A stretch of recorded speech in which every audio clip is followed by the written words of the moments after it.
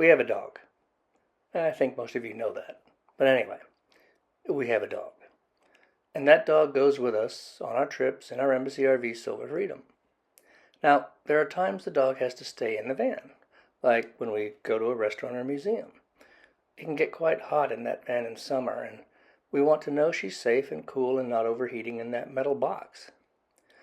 I've had these little battery-operated thermometers for a long time now, and they work well for what I needed them for, mostly testing temperatures and AC, but they don't have any Bluetooth or Wi-Fi capabilities, so can't send us any info while we're away from the van.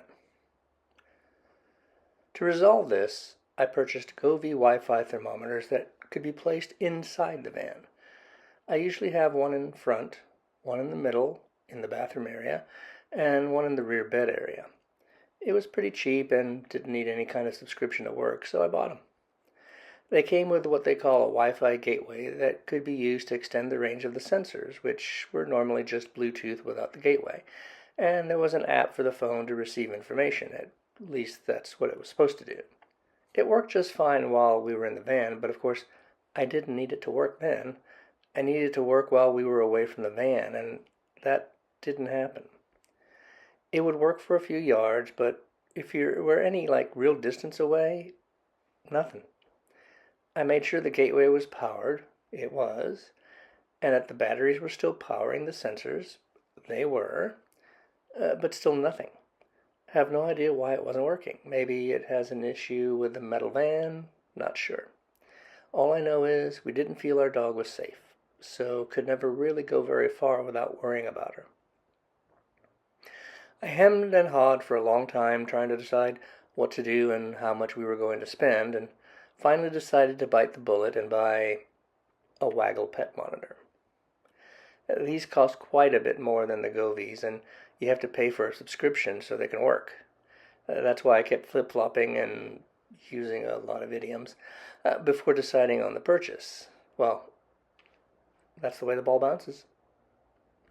Anyway, the Waggle allows you to set what kind of alerts you want, including temperature, humidity, low battery, and so on, and decide how you want to receive alerts, by text, email, or in the app on your phone.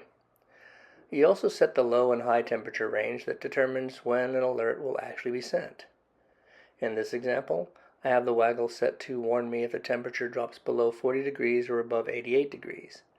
I'm not too worried about humidity levels, but I have that set between 20 and 78%.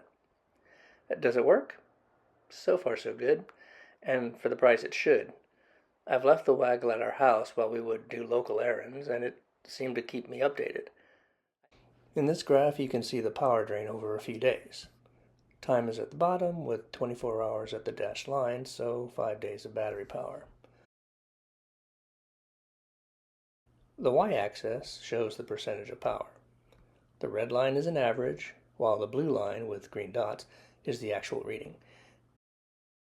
In the first day, it lost 17%, second day 18%, then 14%, and then for some reason only 7%, and finally 21% on the last day of the test. I also purposely let the power drain so it would send me a warning, and it did that with no issues. And now that we're on the road, I'll be testing it more thoroughly, leaving it in the van while we visit the sites and so on. Be seeing you.